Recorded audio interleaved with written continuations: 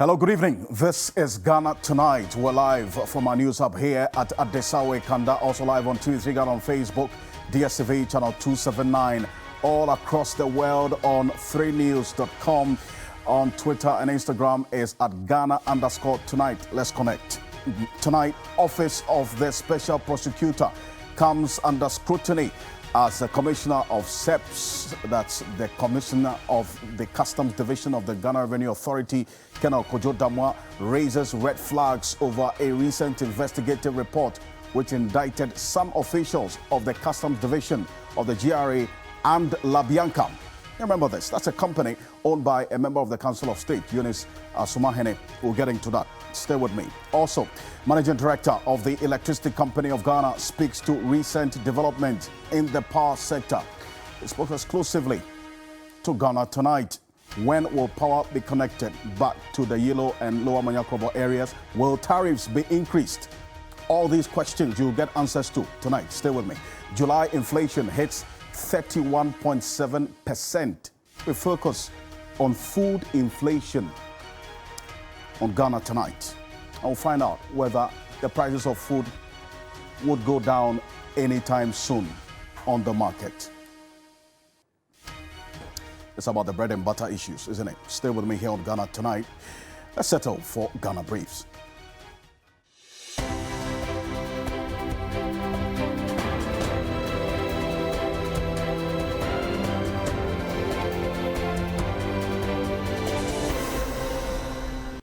The Commissioner of Customs, Colonel Kojo Damwa, has cast doubt over a recent investigative report by the Office of Special Prosecutor, which indicted some officials of the Customs Division of the Ghana Revenue Authority and La Bianca, a company owned by a member of the Council of State, Eunice Asumahene.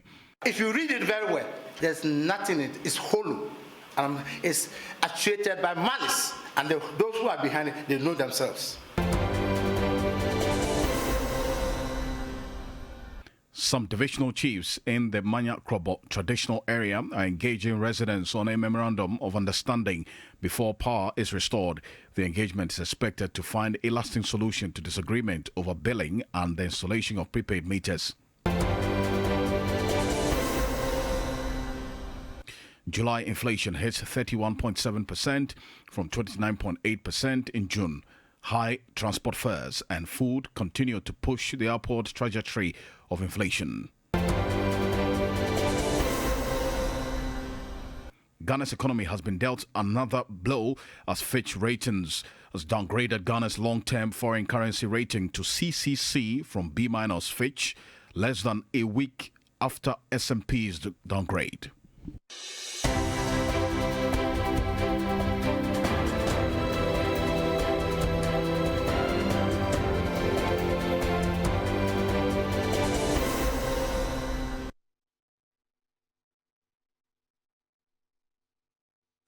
Well, you're still live here on Ghana Tonight. We're live on 2 Ghana on Facebook, DSTV channel 279, all across the world on 3news.com. Over the last almost a month now, the Yilo Krobo and Lower Manya areas have been without electricity. Now, this has been going on for quite a while. ECG staff have been attacked over the period. We've had police stations vandalized and also the residents going on demonstration. They say they have a case. They've been overbilled, and they say that the ECG should refund those bills that they were made to pay beyond what was expected. As a result of that, they are resisting the installation of prepaid meters in the area. The military is there. Questions were raised as to why military personnel were seen installing prepaid meters in these areas. Guess what? The health institutions, hospitals especially, have had to bear the brunt of this situation. They are spending thousands of cedis on generators. So what is the ECG saying about this? What have been engagement over the period? What is the way forward? And for you and I, will tariffs be increased this year with the 148% tariff increase proposal that ECG sent to PULC? They've gone across the country. Everybody says, look, the economy is biting. We can't pay an increase in electricity tariffs. What is the ECG going to do? I sat exclusively with the Managing Director of the Electricity Company of Ghana, Samuel Dubik Mahama. All these issues we talked about. Take a look. Some time now, but to address your question, what I know is that a couple of my power lines, or one, was cut. So the army had to protect my staff to take a walk through to see and to replace the said line, so that in case we need to restore power, we have the line up and running. Someone actually took a chainsaw and cut down the electricity pole. The electricity pole was cut down. You know, the truth about the matter is electricity is a grid, it's a loop. So you don't think that because you've seen one straight line, that is the line that goes to one side, it doesn't go to the other side. It's a loop. So the line was cut down. So the military, and I'm sure there's a video of that where the military and my staff went to assess and then they've replaced the line.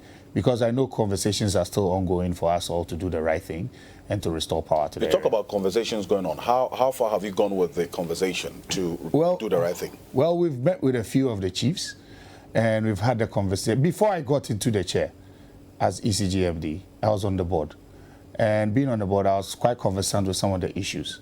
This issue has persisted since 2014. Since 2014? 2014. So these communities in Lower Manya and Yilo Krobo have been enjoying powers? They've been enjoying free electricity since 2014.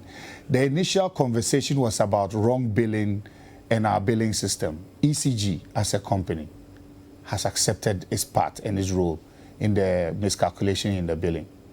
We have accepted to the point where there were conversations that led to us ring-fencing the debt as at 2017. So from 2014 to 2017, the total bill of the people in Manya and Yilo Krobo is 168 million Ghana cedis. Between 2014 and 2017? That's correct. 168 million Ghana cedis. So it is safe to say that you and I have been paying for their power consumption. Let's not forget that ECG buys the power from independent power producers and sells the power. Everybody thinks that whenever there's light off, oh, it's ECG, it's ECG. There's a whole chain, there's a network that everybody needs to be paid. From the power producer to the gridco company, Ghana Grid Company, to ECG. From 2014 to 2017, the total outstanding debt in Yilo Krobo and Manya Krobo is totaling 168 million. Which we, the Ghanaian people, have been paying yes. for. Because you, ECG, you share the loss for all of us to pay. Exactly. And you're saying, and the issue of the main issue now is we cannot superintend an institution where the backlash on us is always so harsh, as to bad service, as to us asking for an increment, yet there's a small group within the population that are not paying for the power they're using. So you talked about ring fencing the debt, so that's as of 2017. Yeah. How did that process go? So there was a committee set up and there were conversations that were held and they came up with a total calculation. And for ring fencing, we ring fenced to see if their conversation could be had at a higher table to find how to calculate that debt. Let's not forget, that didn't mean that since 2017 they have been paying. Some, or majority, have not been paying since 2017 till today. But some of the communities have been paying. Scattered, very scattered. And I can say on authority that the number of people that pay in the community of Yilo and Manya will not even come up to about 5%. Of the entire community? Of the entire community. So if I'm to do another calculation, so between 2017 and now, I should be running into 200 plus million Ghana cedis of debt. And that is money that I owe to independent power producers. No, so let me understand this. So within that 2014 to 2020, what kind of engagement has been going on to try and get the people to appreciate that, look, you are costing ECG losses. You have to pay, or else they cannot be in business. Have you had any engagement with the stakeholders, the leadership, the chieftaincy, the MCs, all those people? There have been countless engagements before me, and I'm sure if we don't solve this matter now, after me, there will still be engagements. The truth is, you had a problem with the billing. I said, I cannot, look, I have a difficulty here. I have over 2 million postpaid meters, and I have only 800 meter readers nationwide. I can't. Over 2 million postpaid meters. Yeah, and I have that's 800 meter readers. So I need to do something fast to change the story of this company. And in changing the story of this company is prepaid meters. I need to get to the point where all I have to do is come and inspect my prepaid meter to know it is healthy. It's not as to whether it's, but it's just healthy. So my conversation now is we have to give you prepaid so that there's no issue of somebody who hasn't come to read your meter, so you've not been billed. You know something, my brother? I'm sure you have a prepaid meter. I do. I also have a prepaid meter. We are all paying. Whatever I will do in Fadama to get my money by giving people in Fadama prepaid meters, I should be able to do that in Yilo Krobo to also get my money. Whatever I will do in Dansuman, I should be able to do the same thing in Manya Krobo to get my money. So I don't understand the resistance to prepaid meters. Is it that, does it mean that somebody just doesn't want to pay for the power? But you see, the underlying issue, which you have outlined quite clearly, is the fact that they were worried. Their concern was that you were billing them wrongly. Some people just show up, and then you tell somebody that, look, you should pay 2,000 cedis, some 1,000 cedis, without any explanation as to why you are giving them that bill. That's a legitimate concern for them to raise. It's a very valid conversation, but let me tell you something. As I said, I stand for the present and the future of ECG as a family. I cannot, what has happened in the past, if we want to move forward, we don't need to dwell so much on what was discussed and who pushed who and who touched who. The issue is that it has happened. You were wrongfully billed. There were issues. The money has been ring-fenced. Fine. Now, the issue at hand is how do we go forward from here? And I am saying to go forward from here and to avoid all of this, take prepaid meters. Let's not forget, under PDS, this same issue came up. They were put off. And then people intervened on humanitarian grounds. They were put back on. Now, there's a part of this story that as ECG as a company, we've kept quiet about. Which is? Look, we started the exercise. And with all due respect to a few of the people in the community, they accepted the prepaid meters. They took the prepaid meters with no complaint. Others resisted. And we said, when we get to your place and you don't want to take the prepaid, just say it. We will take you off the service line. We don't give you service, that's all. And then the one who wants to take, we give him, and then we move forward. We got to a certain community. They were disturbing us. So we decided to disconnect them from the distribution transformer. Whenever we disconnect them and we go back to base and we get back, they've connected themselves back to the grid. But you see, that's the question. I mean, there are others who held the opinion that these people can't connect themselves without the assistance of, people, electricians or staff of ECG. Granted. So what do? You scale it a notch higher. I said, if this is the community that doesn't want it, let's disconnect them from the high tension. So that's what you've done. So we We disconnected them from the high tension, went back, saw that the lines were being disturbed. We came back only to see that they had reconnected themselves to the high tension. Question is, if somebody had died in that process, who would have been blamed? One. Secondly, I was during an evening patrol to patrol our lines because of these. The soldiers and my staff got to the place where they had reconnected themselves back, got out of the car to check. A mob came out and started pelting them with stones. My brother, if an army officer had felt threatened and had shot, what conversation would you be having with me now?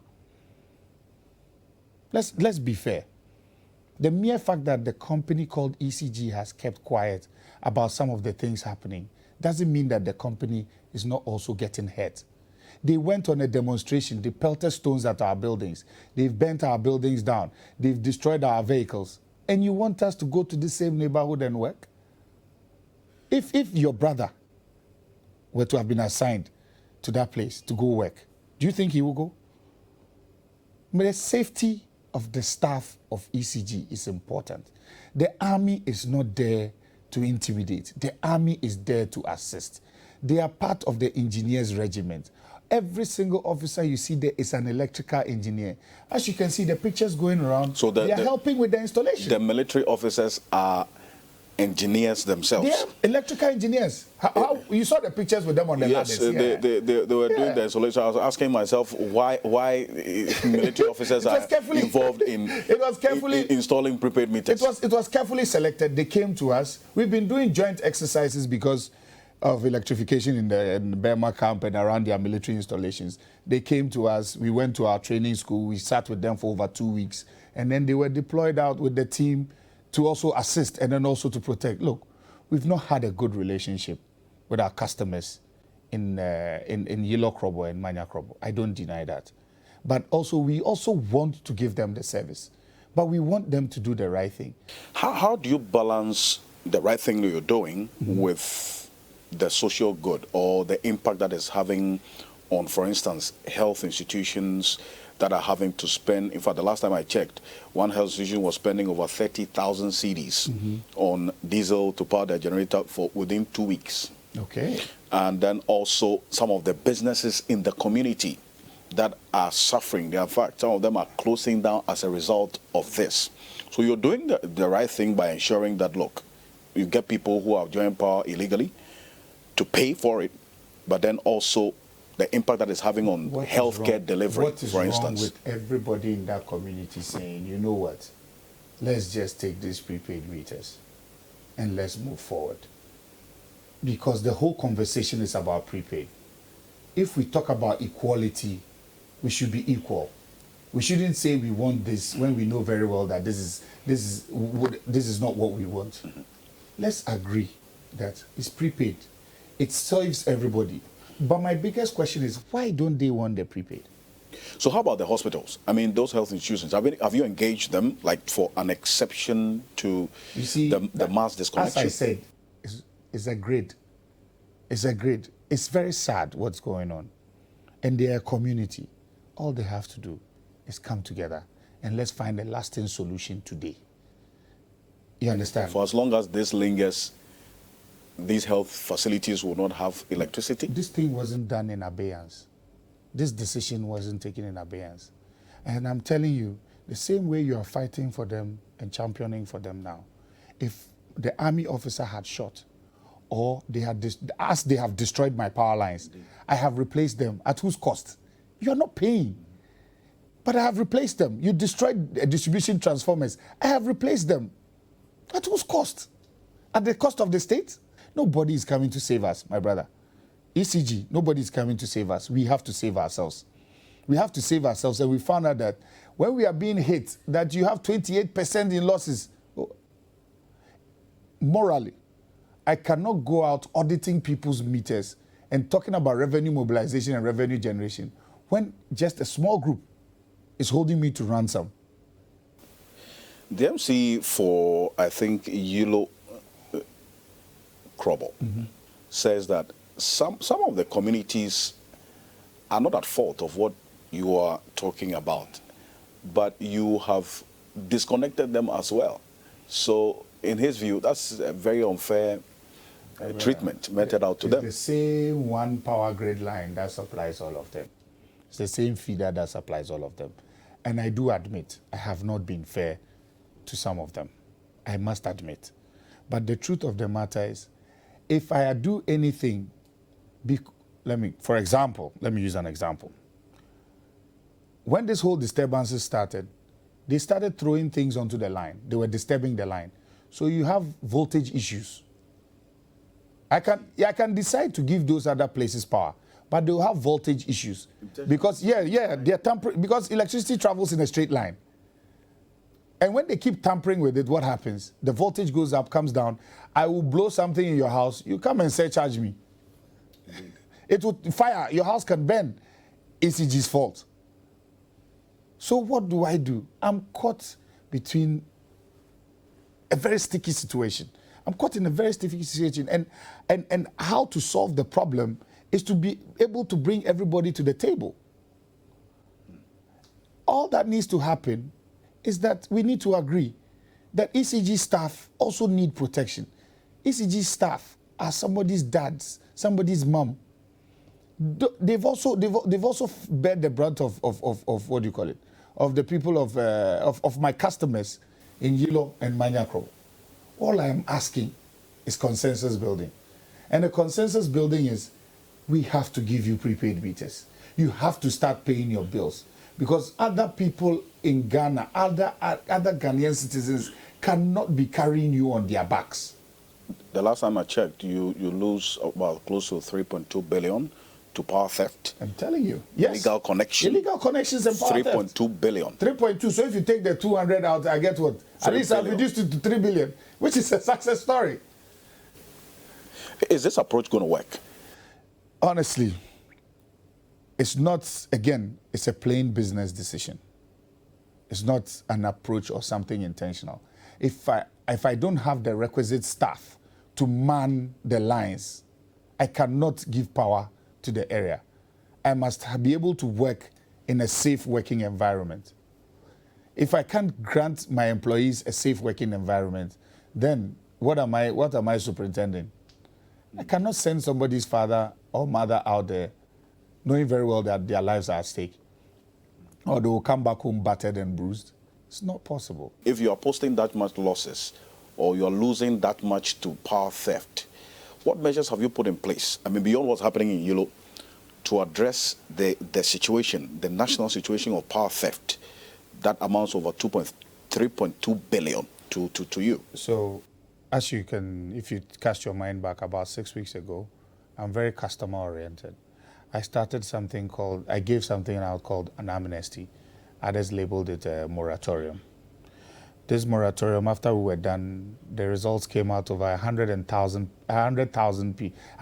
plus people came out to report illegalities and tampering and all of that. Through that, over 100,000 of my customers that I didn't even know appeared. How many types of prepaid meters do you have in the system?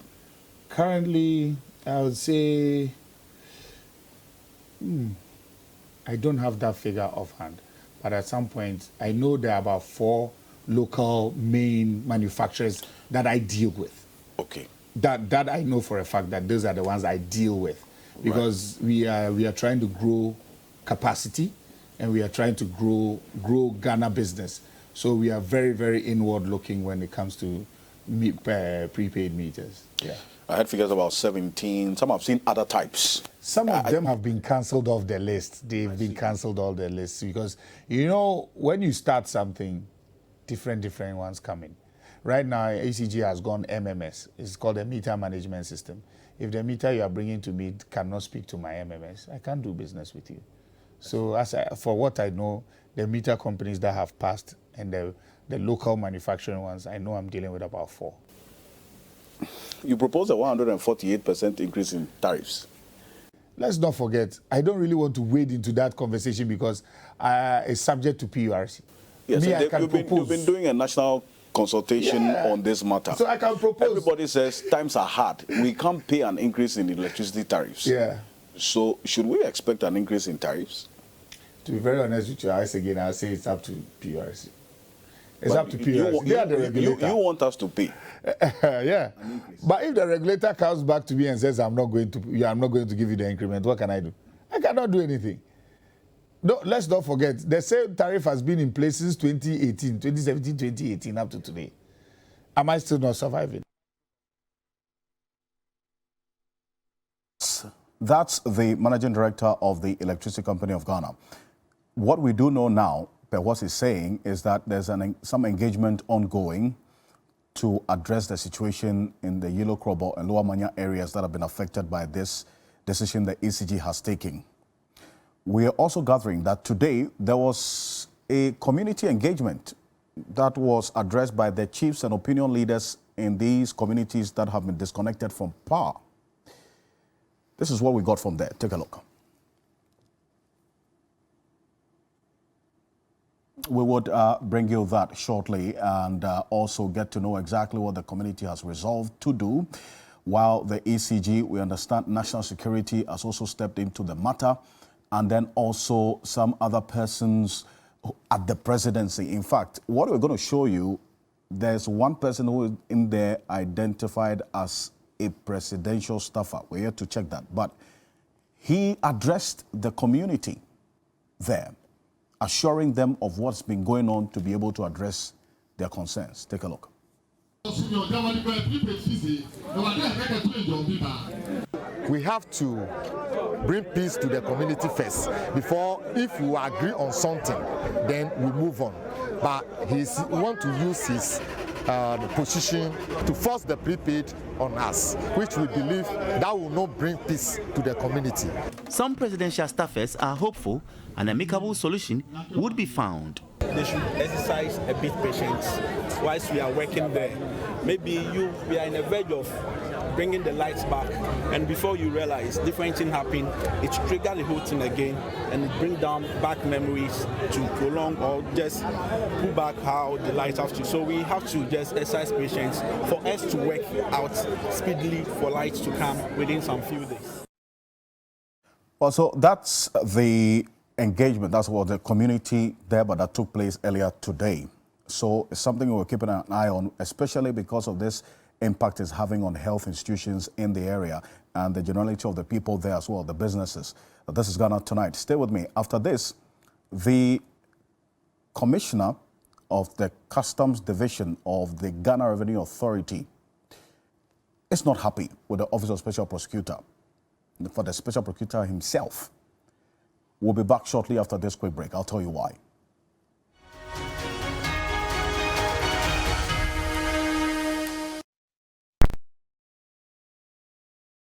I'm going to interview Zuzum right here in my house. Hey! Look up there. Why are you using inferior pen? It was a mistake. I no check. Akrobetu, I'm going to knock you out. I know, sir. You deserve quality. Don't make mistakes. Stop! You did the right thing. When you are going to buy a paint, don't look left, don't look right. Go straight and grab the luxury acrylic paint. No be any paint, be paint. The luxury acrylic paint. Paint me champion. So the match continues with ball control on this point. It's a Philly run. The ball's been intercepted. It's a dangerous moment inside the penalty area.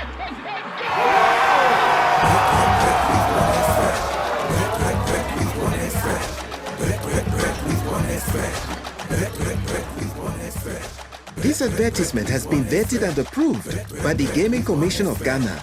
Bet responsibly, not for persons below 18 years. Gambling can be addictive. A Franco Trading Enterprise. About phones and accessories, papa. Ahimfie anyhow. Your phones, papa, bit to say iPhone, Samsung, Infinix, Techno. There's a phones beer upe beer. Uboraya shops in moi. Ubenya be ato. Yeba accessories bit to say protectors, chargers, Bluetooth speakers, earpods, about laptops and so on. Brand beer upe beer. Uboraha. Ibenya beer mount. Ma pen duduo etu. Mubora Franco Trading Enterprise. Yawo enshisheye eni ni papa edi mamu nyina. Franco Trading Enterprise. Phones papa ahimfie. Yana hadia yewo bebia, wo bebia tu so a wo dia ya bra Franco. Tell me what you're cooking. This week on Kitchen Wars.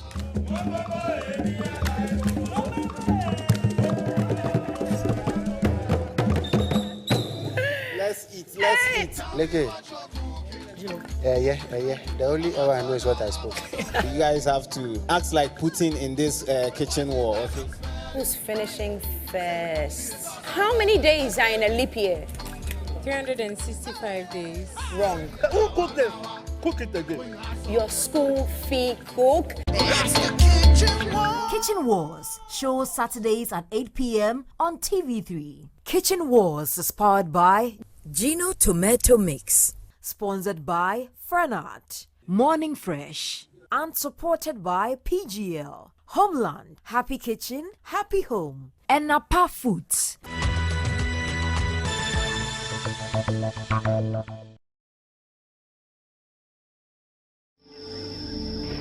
Banga we go.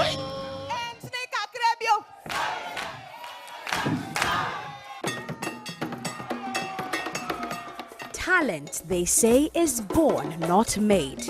And we believe everyone is born with a talent. All you need is to tap into your God-given talent, practice it, and showcase it to the world. This week on GMB Got Talent, let's enhance your viewing pleasure with special talents in music, poetry, dance, and many more. Make a date with GMB Got Talent on TV3 this Sunday at 8 p.m. It's eviction this Sunday, and to keep your favorite in the competition, kindly dial *713*13# to vote or download the TV3 reality app and follow the prompt. GMB 2022 shows Sundays at 8 p.m. and repeats Fridays at 3 p.m. GMB 2022 is powered by Gino and sponsored by GTP, Airtel Tigo, Camel, Techno, Silver Star Auto, Heaven Black Mosquito Coil and Insecticide Spray, and Napa Foods. Frighton, supported by The whole world stops and stares.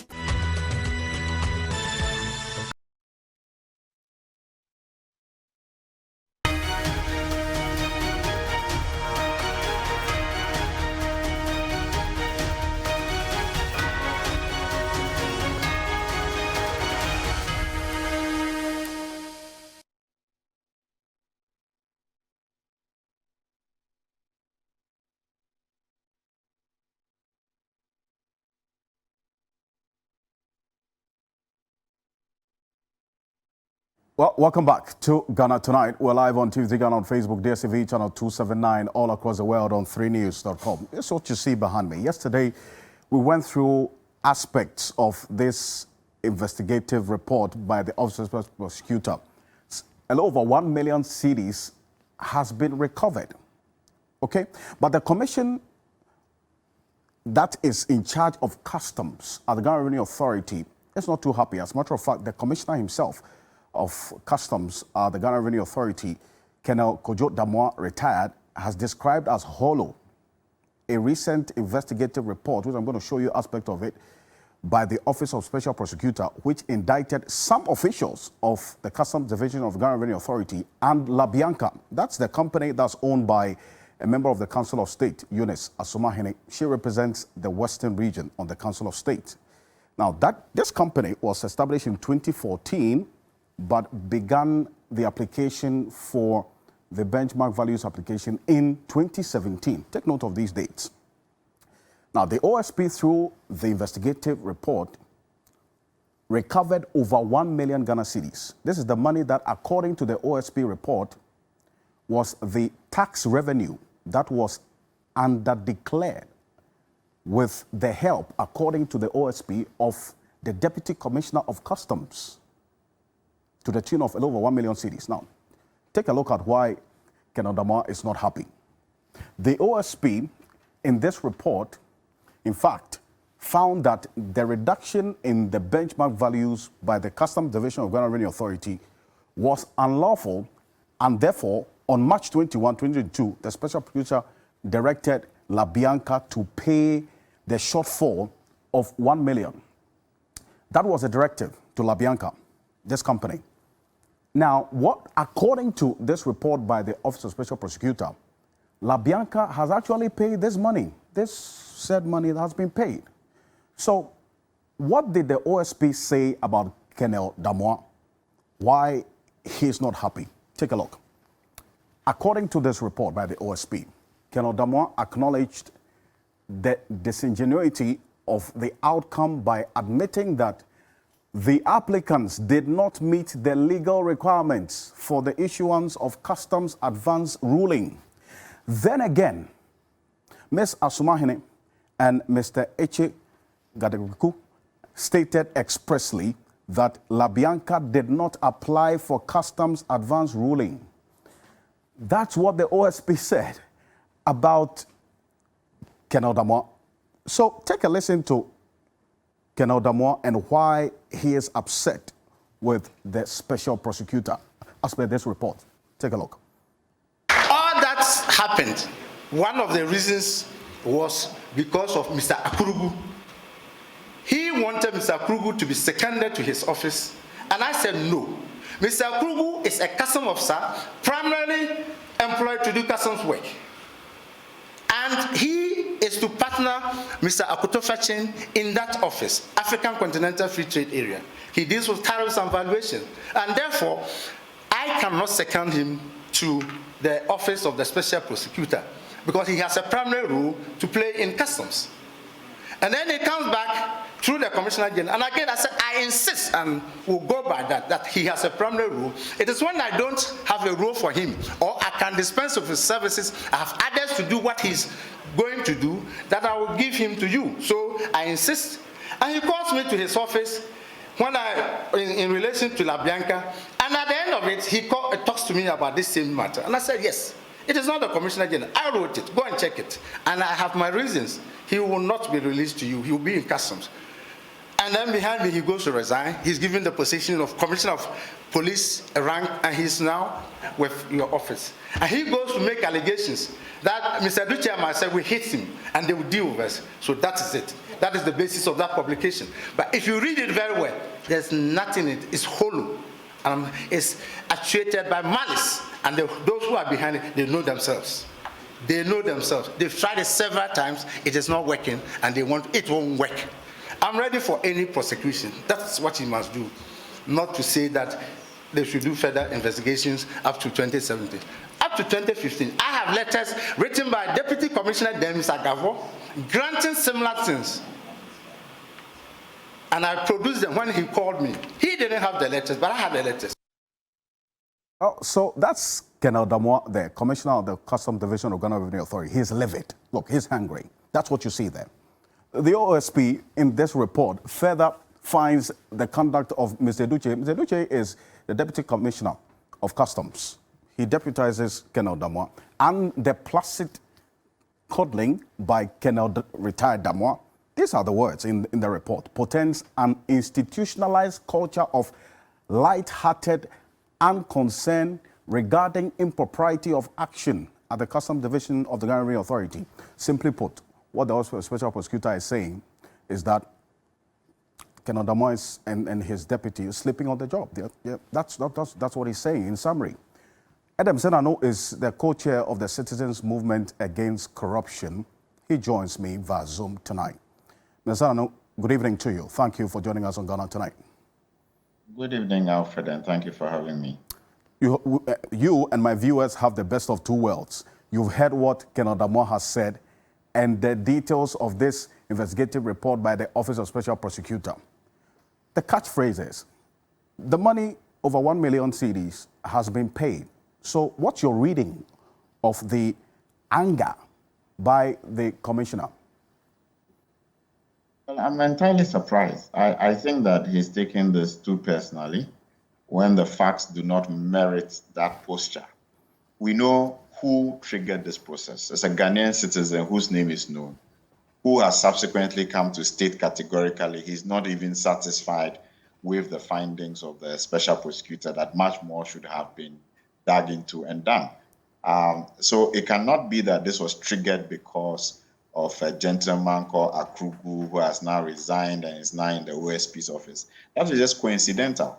We know that a specific Ghanaian launched this report, this request. And beyond that, as you have pointed out, again, the entity involved has accepted that, look, we were not entitled to this reduction. We should not have benefited from it. So they have paid back. Indeed, if you look at the whole process, the fact that his deputy, without a formal request, could have purported to give them a reduction, it beats the mind. It's mind-boggling. And so there's every reason why the special prosecutor should be raising issues. I think, in fact, in the choice of words of the special prosecutor, the languaging does not merit this kind of reaction by Colonel Damoah. And I hear he even described him as a small boy. Indeed, yes. I think that he's out of this thing to be talking like that. He has no basis for that. The facts show that something has gone dramatically wrong. When nobody applied for something, you have given them a tax reduction to the tune of 1 million Ghana cedis. There's every reason to investigate and investigate much more. And I think that he should withdraw his statement and reconsider his position on this matter. But he raises questions about, for instance, he being told, in fact, he was giving notice of this report even before it came out that, according to him, somebody in the OSP's office had told him that, look, he was going to be implicated in a report. That claim, clearly, it's worth interrogating, isn't it? That is, if it was said. Yes, I don't know.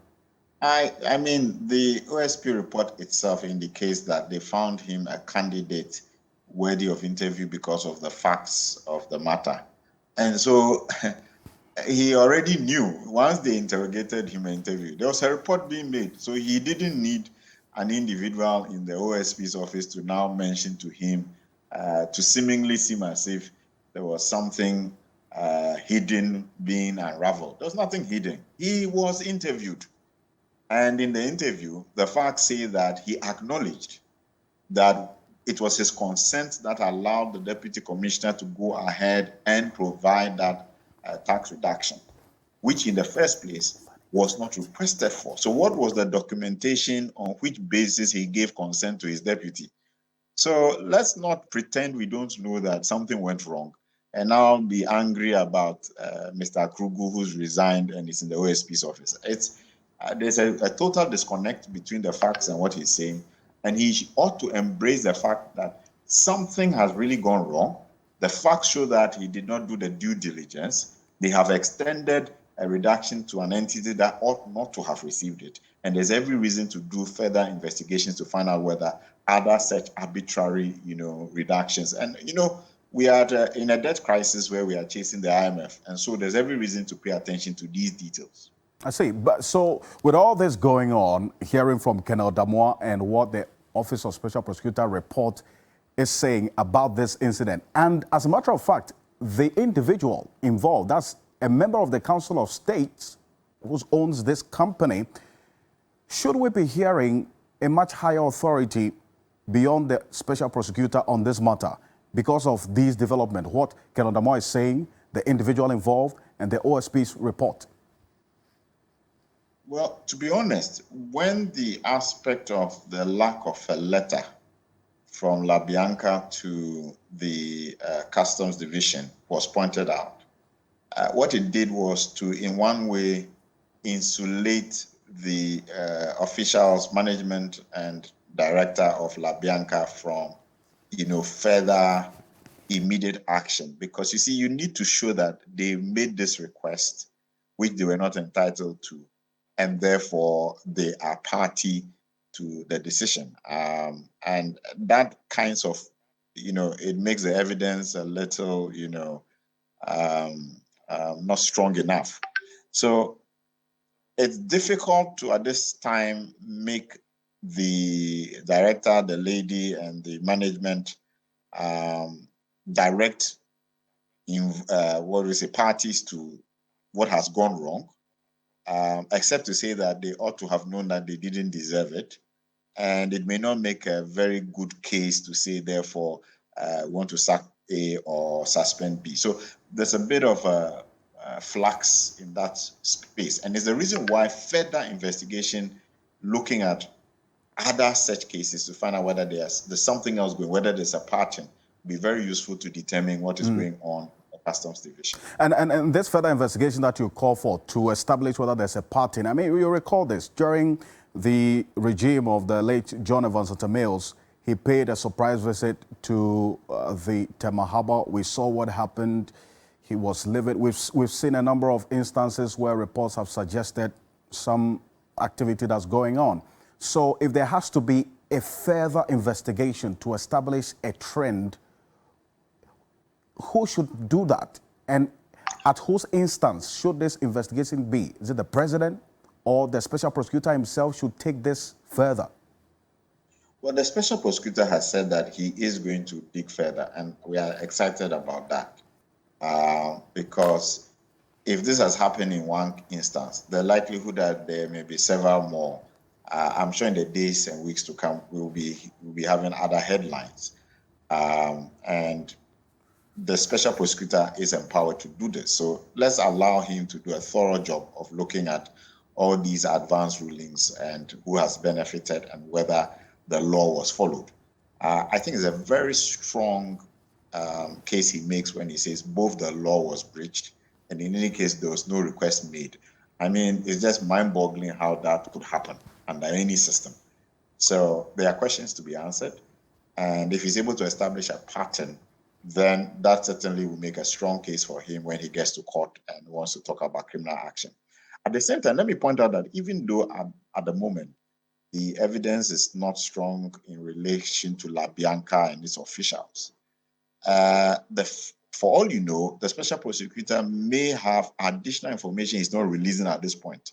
Because for him to talk about influence peddling, there probably is some piece of evidence that has not been captured in the report they're holding on to until they have further and better particulars. Because I'm quite sure that there must be a good reason why he would talk about influence peddling beyond the fact that the money was given and perhaps the overlap in the timing of her appointments and the approval for this reduction. Thank you so much for your time this evening. We'll see how the coming days will look like on this matter, especially with the interesting turn of events. Adam Senanu is a co-chair of the Citizens Movement Against Corruption. Talk about food prices, right? It's driving inflation so high. Look, this is bread and butter issues. High cost of foodstuff continues to drive the rate of inflation as we speak. Now, this has been heightened by the increasing cost of transportation and global supplies chain, and what can be done to stabilize the price of foodstuff on the market.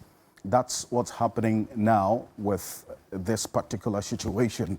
So you see the list there. The food inflation basket is filled with oils, fats, fish, and other seafood, water, milk, dairy products, eggs, and bread. But take a look at the headline inflation itself.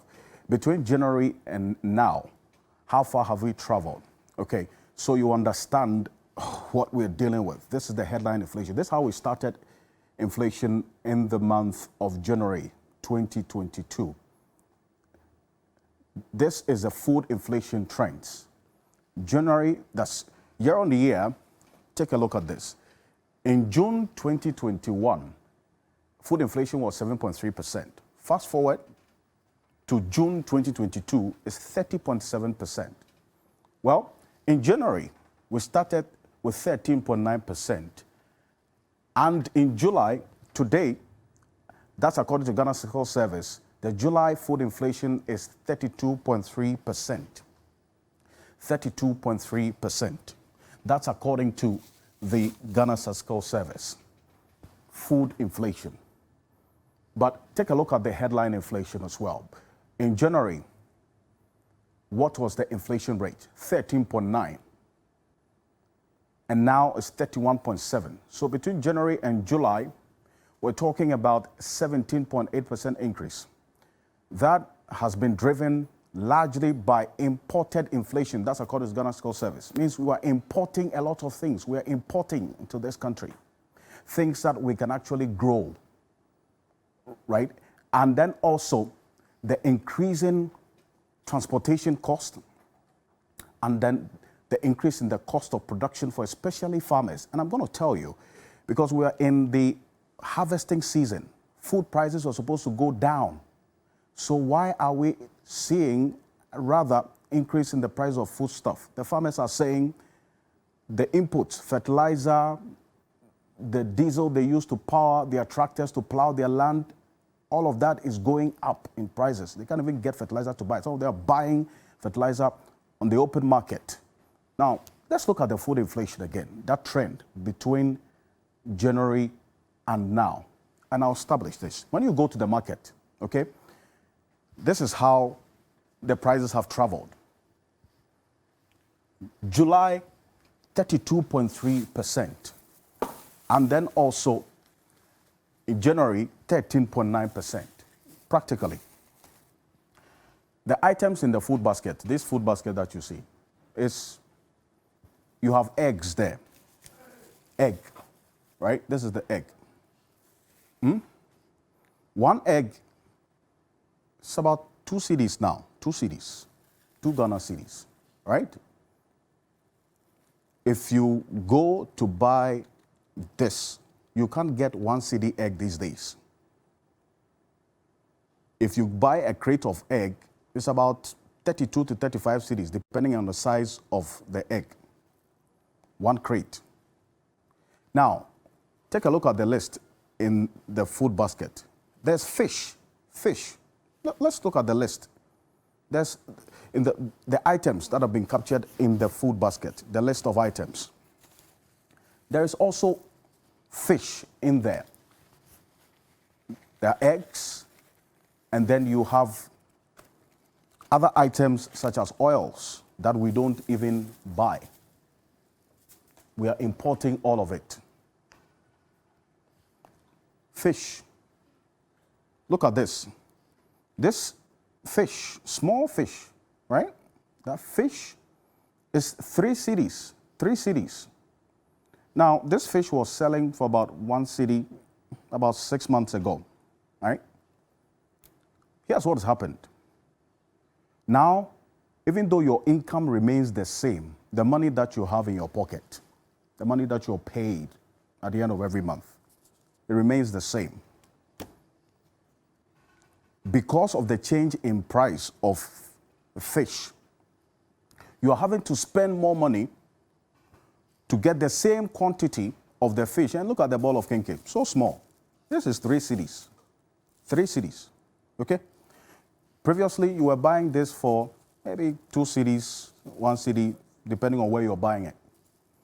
Now, this is the practical expression of these figures, the inflation. So you can forget the figures. I'm speaking about your reality. This fish, you are buying it for a higher price. This kenke, you are buying it for a higher price. But the money that you have remains the same. That's inflation. You are spending more money to buy the same quantity of the food for you to be satisfied. Because if you want to buy the same quantity of the food you were buying 6 months ago, you're going to go hungry. Okay? So to be satisfied with the same quantity, instead of spending, say, 5 cedis for this food, 1 cedi, 2 cedis, you would have to spend more money for the same quantity of the food stuff. Egg, 2 cedis. Fish, 3 cedis. This, 3 cedis. That's inflation. Together, almost 10 cedis. You would have been spending 5 cedis about 6 months ago.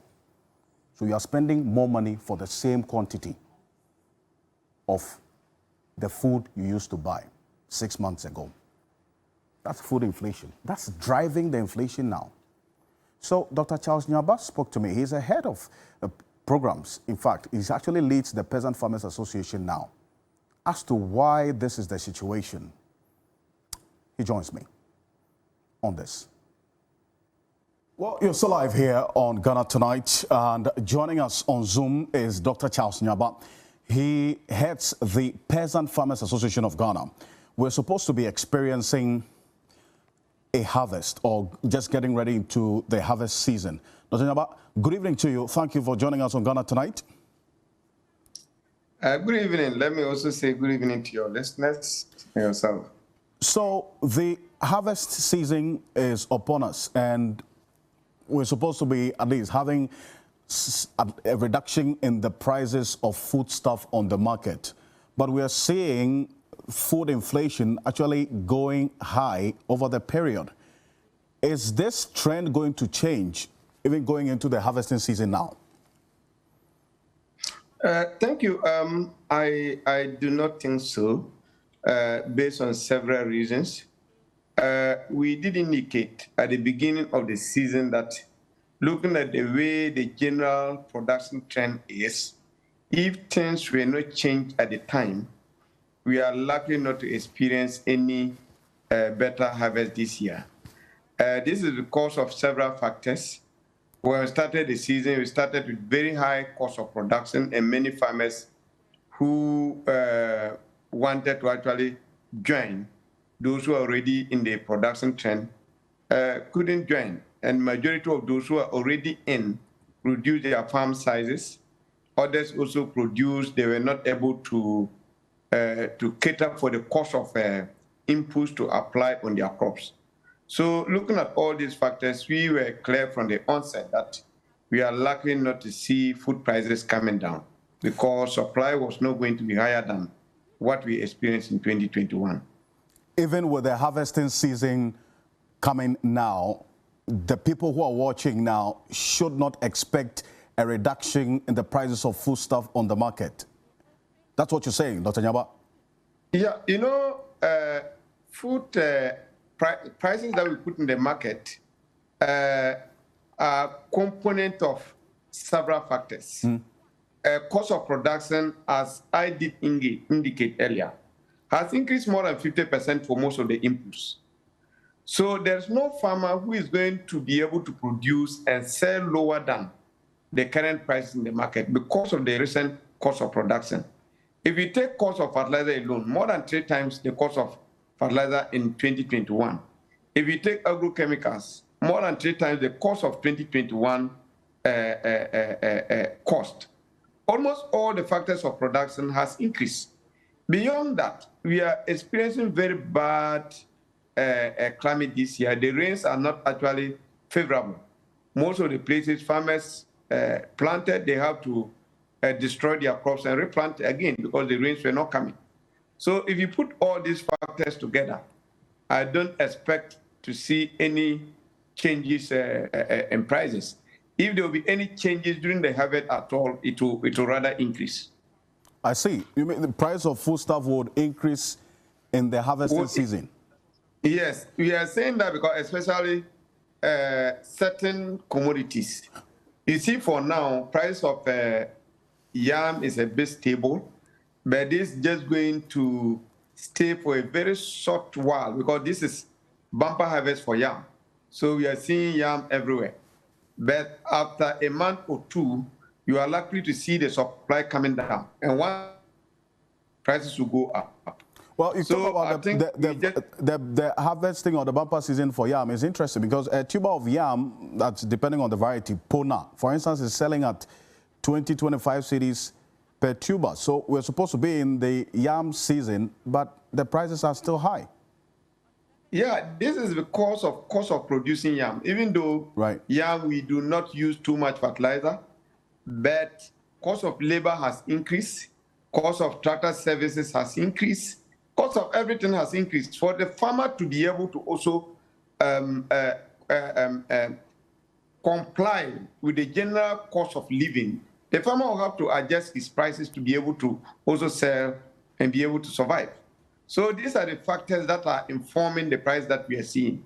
So we have said from the beginning, we don't expect prices of food items to be cheaper in 2023 than 2022, based on all these factors that we are experiencing.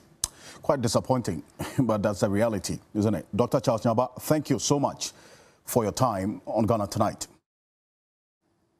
So that's Dr. Charles Nyaba, but the Agric Minister is saying that much of the increase in prices of foodstuff we are seeing is as a result of profiteering by the market women and then the transport costs as well. Take a look. Not everybody can travel to the farm gate.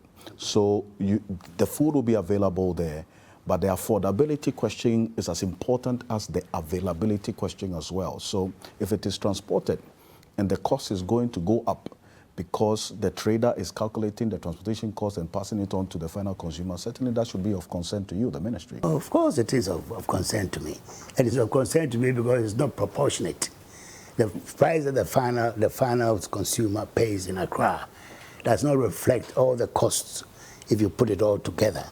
It's more than. So somebody is making a buck, making a supernormal profit. And of course, with inflation, that's what in economics we call inflationary expectation. People price things in expectation that the price will go up. And it happens all the time. So that's where the profiteering comes in. But in any case, we are talking about a phenomenon which is very seasonal. And I've been focused on the interventions because I'm sure that's what the people want to know. What can be done to be able to at least address the situation? We cannot subsidize. If Ghana was exporting petrol, that's different. We are exporting a little oil and importing most of our requirements. Well, it says there's very little that can be done. So that's the reality of the situation now. We're going to have to continue buying food prices very high now. But on behalf of the rest of the team, thank you for staying with us. Join me and the rest of the team tomorrow morning on 3FM 92.7. And our great minister will also be on New Day on TV3. So the conversation continues. I am Alfredo Conce. Good night.